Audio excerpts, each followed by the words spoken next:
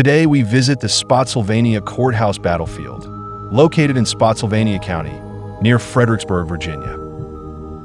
The Battle of Spotsylvania Courthouse, often referred to as the Battle of Spotsylvania, was the second major battle in General Ulysses S. Grant's 1864 overland campaign of the American Civil War.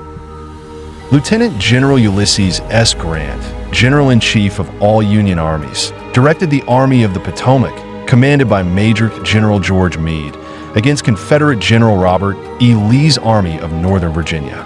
Grant's objectives were to pursue Lee, cripple his army, and capture the Confederate capital of Richmond. Success relied on a relentless pursuit of the enemy.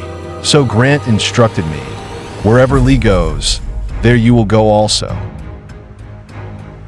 The battle took place over 12 days and cost 18,000 Union and 12,000 Confederate casualties. Union troops tried repeatedly but failed to break the Confederate line. Grant ultimately disengaged from the fight and ordered his men to continue their march south.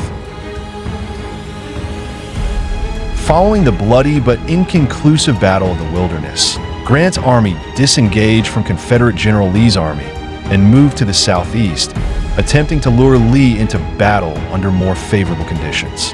Elements of Lee's army beat the Union Army to the critical crossroads of the Spotsylvania Courthouse in Spotsylvania County, Virginia, and began entrenching.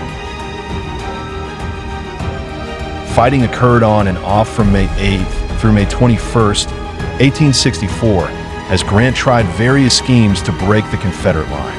In the end, the battle was tactically inconclusive, but both sides declared victory.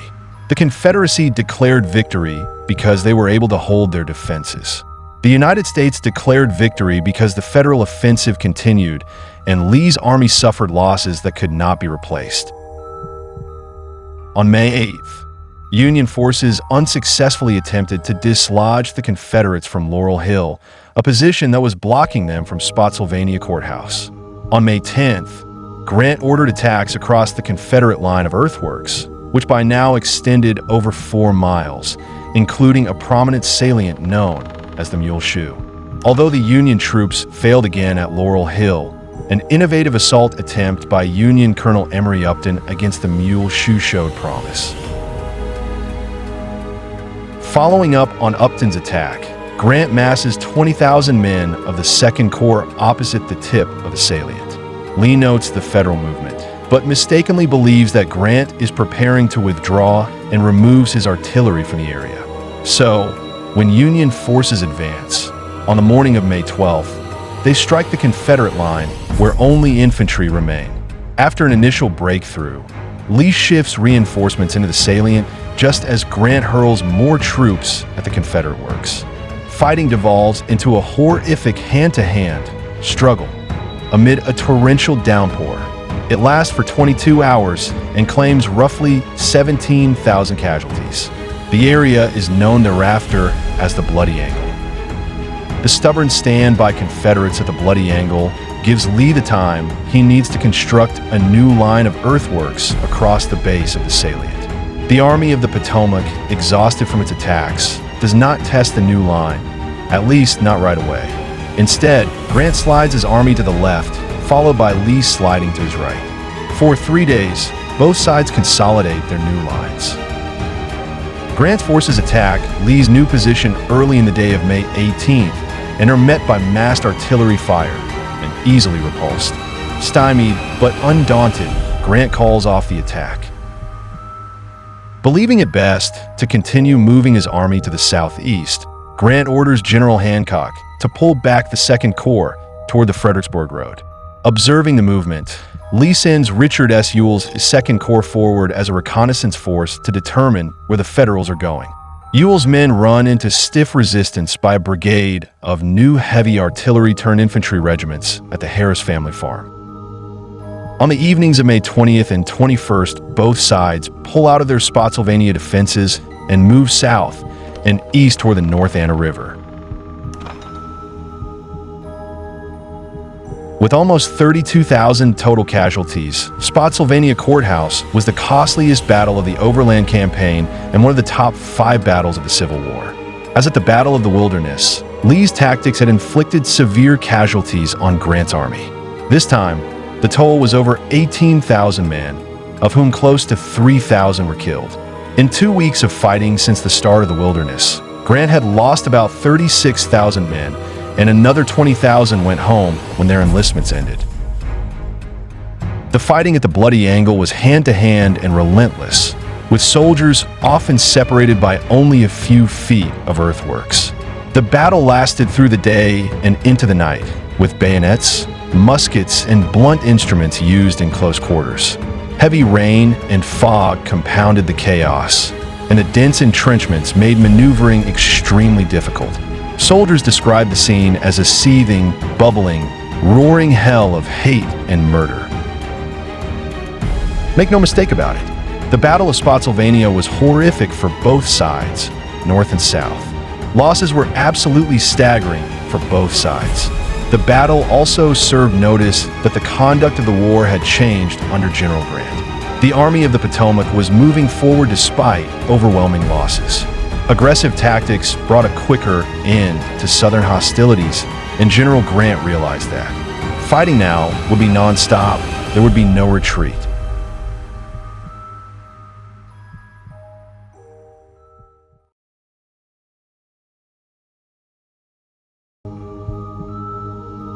A 22-inch oak tree at Spotsylvania Courthouse was cut down by intense rifle fire during the Civil War, and its stump is preserved at the Smithsonian. Wow, so intense was the exchange of gunfire. The tree stood in a meadow outside Spotsylvania Courthouse and became a silent witness to one of the Civil War's most brutal engagements. On May 12, 1864, during the Battle of the Bloody Angle, Union troops assaulted entrenched Confederate positions. Over 20 hours of continuous combat, soldiers fired thousands of rounds, and the oak tree was severely damaged, leaving only a 22-inch stump riddled with bullets, including conical mini balls embedded in the wood.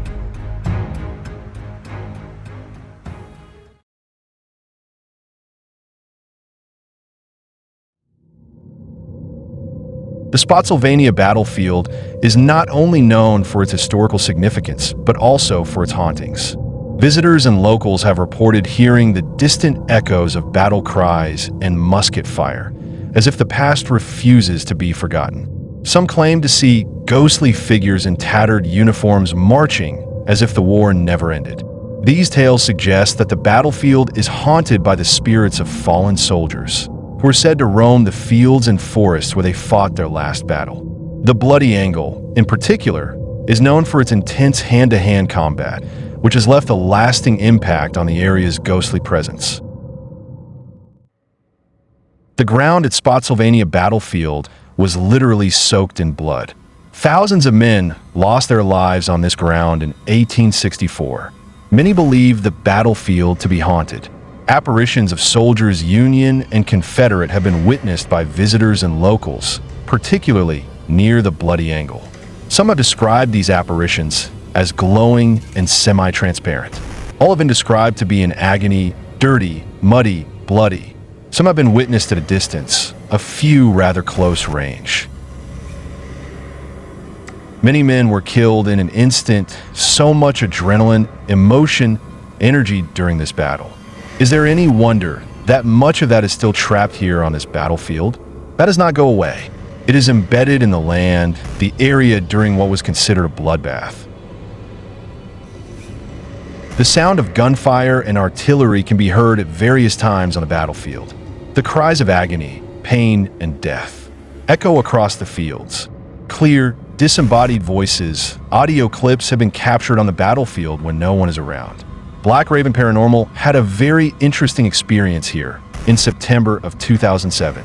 It was just shortly before sunset.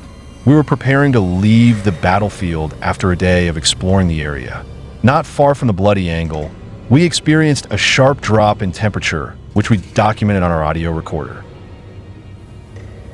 We asked if there was anyone there that would like to speak. Listen carefully as the voice is in a whisper tone. We're walking across the field here at Spotsylvania. Very sharp drop in temperature. Is there anyone here who'd like to speak?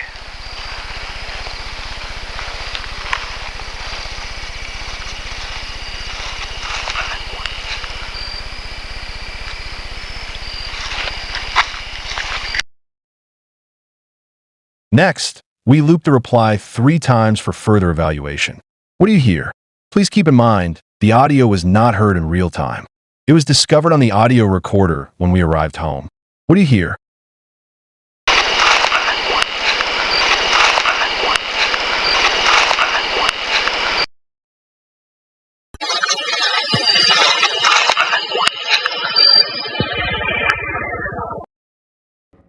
We hear "I want to." It is a faint whisper, but it is there clearly. No other replies or voices were recorded, only the faint whisper. It is an incredible capture. We were the only 2 people in this area of the battlefield. There are many good opportunities to capture audio, voices from the other side on this battlefield, particularly when you least expect it.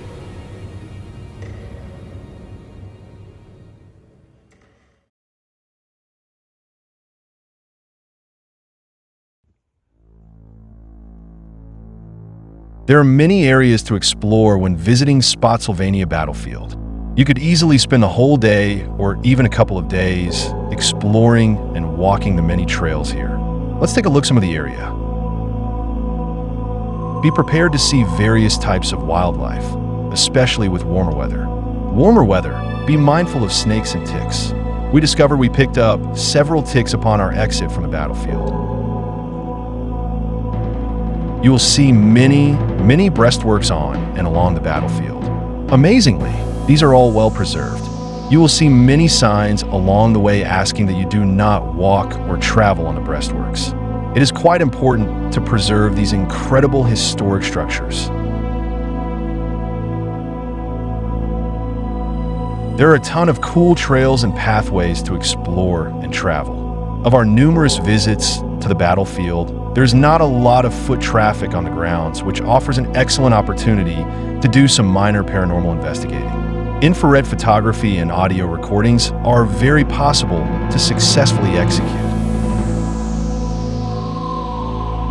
As we always stress, please be respectful when doing so. Respectful of the sacred land, the men who fought and died here.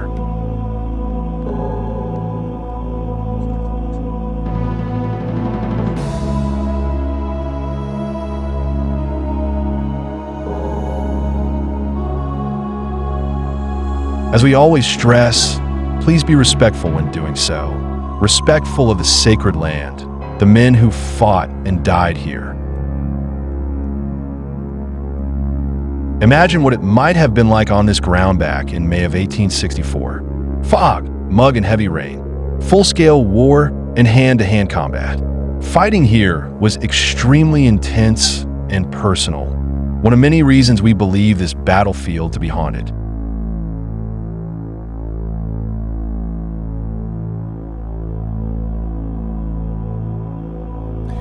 Hey, it is a warm, beautiful day. This is Marty. I am here at Spotsylvania Courthouse Battlefield. I'll do a little exploring, sightseeing here.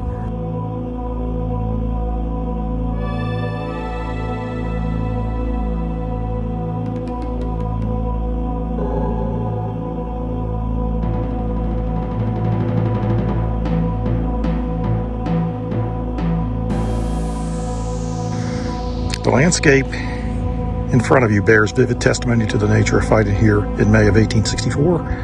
At Spotsylvania, not only did soldiers build stout dirt and log works to protect them from fire in front, but they also had to build shorter trenches called traverses to protect them from enemy crossfire, a circumstance common to this part of the line. These extended back from the main line like teeth on a comb. Soldiers called them the 3-sided enclosures. They called them hog pens.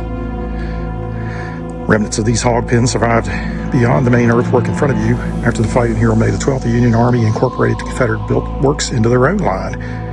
Today, the combined works make up an almost incomprehensible tangle, one that makes little sense to a military scientist, but one that made perfect sense to the men struggling for life under fire. Interested to note, these earthworks were supported by logs, as you can see on this sign. It says these modest mounds are all that remain of the Muleshoe assailants' once formidable earthworks.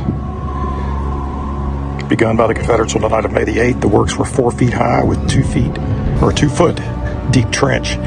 Dirt from the trench was thrown against the outer face of the logs to create a bulletproof barrier.